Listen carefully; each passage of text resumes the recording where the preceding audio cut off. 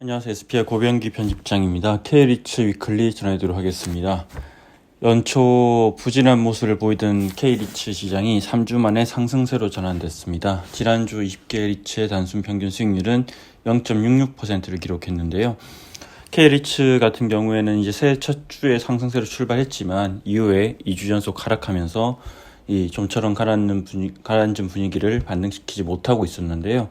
물론 이제 새해 들어서는 이제 리츠뿐만 아니라 한국 증시 자체가 전반적으로 이제 부진한 모습을 보이고 있습니다. 코스피 같은 경우에는 새해 들어서 3주 연속 내리 하락세를 기록했고 또 오히려 리츠보다도 낙폭도 컸는데요. 하지만 지난주에는 리츠뿐만 아니라 코스피도 0.23% 상승하면서 반등에 성공했습니다. 그리고 리츠는 코스피보다 더 큰 폭으로 올랐고요. 리츠 같은 경우에는 그간 하락폭이 크기도 했고, 또 이제 전반적인 이제 미국 금리, 중요하게 보고 있는 미국 금리와 관련해서 이제 미국 금리 정책 결정에 중요한 영향을 미치는 이제 물가 관련 지표가 둔화되는 등 전반적인 이제 거시경제 지표 자체는 긍정적입니다. 물론 이제 그럼에도 불구하고 한국 리츠 시장의 분위기가 크게 달라졌다고 보기는 아직 이르다는 이런 시각도 많습니다.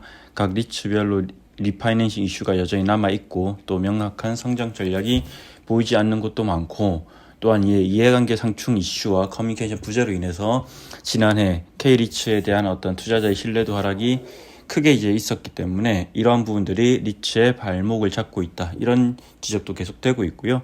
그렇기 때문에 리츠 시장이 3주 만에 반등했지만 아직 웃을 수만은 없는 상황이다, 이런 분석도 나오고 있습니다. 지난주 K리츠 시장에서 좀 주목해서 봤어야 했을 이런 이제 거시경제 지표들을 좀 살펴보면, 지난주에는 이제 미국 연방준비제도 이사회가 선호하는 물가 지표인 근원개인 소비 지출 PCE라고 하죠. 이 PCE 가격 지수 발표가 있었는데요. 이 가격 지수에 주목을 했고 지난 25일에 발표가 됐는데, 미국 상무부에 따르면 작년 12월 이제 근원 PCE 가격 지수가 전년 동기 대비 2.9% 상승을 했습니다. 근원 PCE 가격 지수가 3%를 밑돈 것은 지난 2021년 3월 이후에 2년 9개월 만에 처음이고요. 월스트리트 저널 예상치인 3.0% 그리고 11월 수치인 3.2%도 하회했기 때문에 전반적으로 예상치에 부합했고 둔화됐다는 점에서 긍정적으로 시장이 받아들일 수 있는 뉴스였고요. 다만 이제 물가 지표는 이제 둔화가 됐지만 같은 날 발표된 이제 미국의 작년 4분기 국내 총생산 GDP 성장률은 시장 전망치를 크게 상회했는데요. 연율 기준으로 3.3%로 집계되어서 이제 월스트리트 저널이 집계한 전문가 전망치인 2.0%를 1.3%포인트나 이제 상회하는 그런 모습을 보였습니다. 견조한 노동시장이 힘입어서 연말 소비시장의 예상을 웃도는 소비가 이어졌기 때문이라는 이제 분석이 나오고 있고요.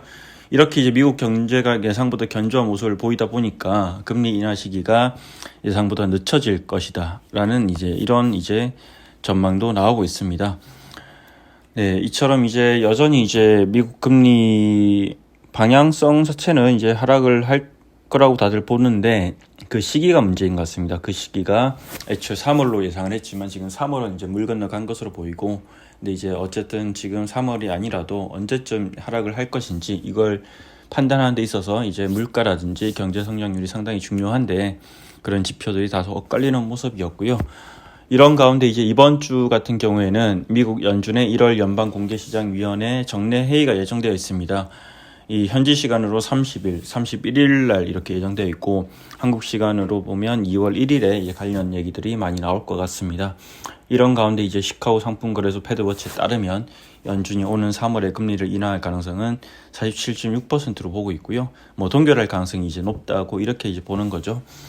다만 이제 이번 FOMC에서는 향후에 이제 금리 인하에 대한 시그널이 나올지 좀 주목해 볼 필요는 있을 것 같습니다.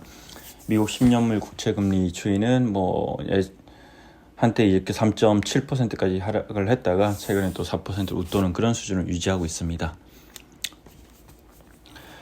개별 리츠 얘기 좀 해보겠습니다. 지난주 같은 경우는 20개 리츠 중에서 17개 리츠가 상승을 하고 3개 리츠가 하락을 했습니다.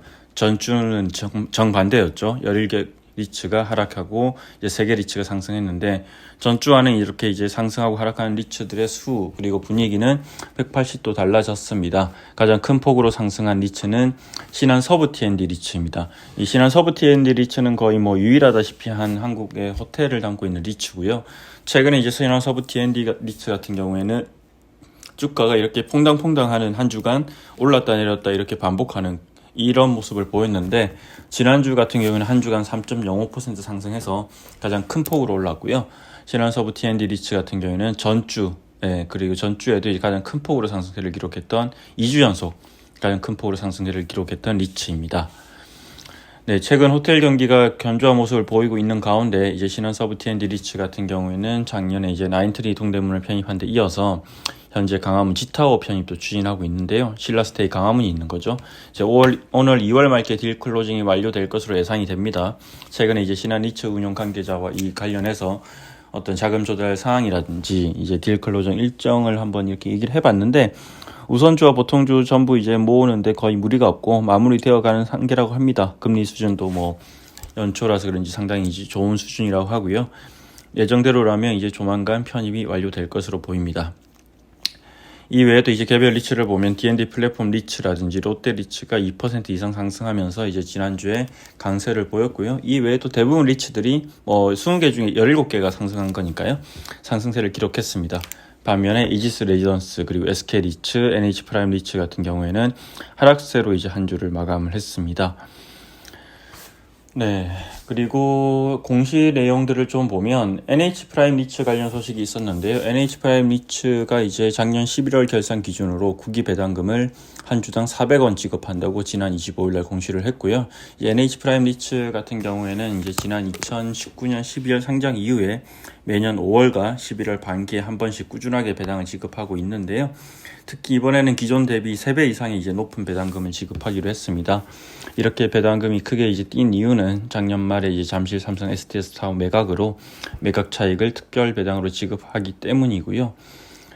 그리고 이번에 이제 이걸 매각하고 나서 이제 투자 원본 150원에 이제 투자 원본이 다시 이제 들어왔는데 이 돈을 가지고는 이제 신규 투자를 진행할 예정이고 몇 차례 전해드린 바 있지만 여러 이제 오피스 우선주를 이제 검토한 끝에 지금 현재는 역삼역에 위치한 아크플레이스 우선주에 투자를 하는 것이 유력하게 보입니다. 거의 이제 결정된 사안으로 보고요. 조만간 이제 이 딜 클로징이 되면 우선주 투자 소식도 전해질 것 같습니다.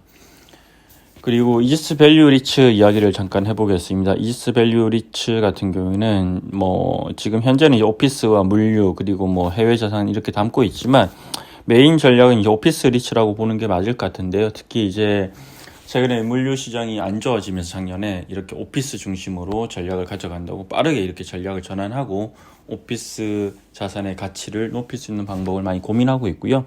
이지스 밸류 리츠의 대표적인 자산 중에 하나가 태평로 빌딩인데 이 시청역 인근에 있는 빌딩이고요. 이 빌딩 같은 경우에는 최근에 이제 공실이 좀 있었습니다. 작년 이제 10월과 11월 이제 이지스 밸류 리츠의 IR 자료에서도 이 얘기를 했는데 태평로 빌딩이 이제 공실률이 한 15% 정도 수준이었는데 이 공실이 발생한 이유는 이제 2023년 7월경에 이제 주요 임차인이 건물 내에서 이제 확장 가능한 면적이 부족하다 보니까 퇴거를 하면서 공실이 발생했는데요. 최근에 이제 신규 임차인과 계약을 하고 이제 공실을 해소를 했습니다. 롯데카드와 이제 포스코의 부동산 관련 계열사가 임대차를 하기로 했고요.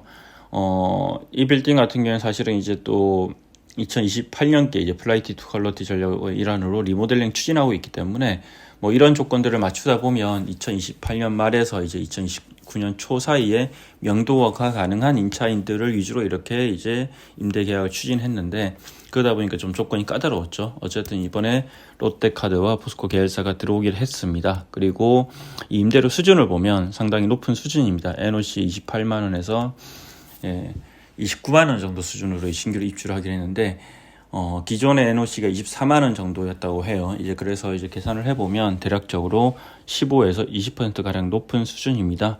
사실 최근에 이제 서울 오피스, 판교 오피스 시장까지 전반적으로 이렇게 임대료는 상당히 높은 수준에서 이렇게 책정이 되고 있고 실제로 이제 최근에 이제 이 태평로 빌딩 인근의 빌딩이 하나 최근에 이제 매물이 나왔는데 이 건물은 이 서울시가 이제 메인 테넌트입니다. 메인 테넌트인데 서울시가 상당 부분을 이제 쓰고 있는데 최근에 재계약 시점이 도래했고 임대 계약 관련해서 협의를 나누고 있는데 상당히 이제 임대인과 임차인 사이에 오가는 금액을 보면 상당히 이제 높은 금액입니다. 이처럼 이제 상당히 좋은 수준이고 마찬가지로 태평로 빌딩도 이런 좋은 오피스 시장에서 상대적으로 좋은 수준으로 임대차 계약을 체결한 것으로 보입니다.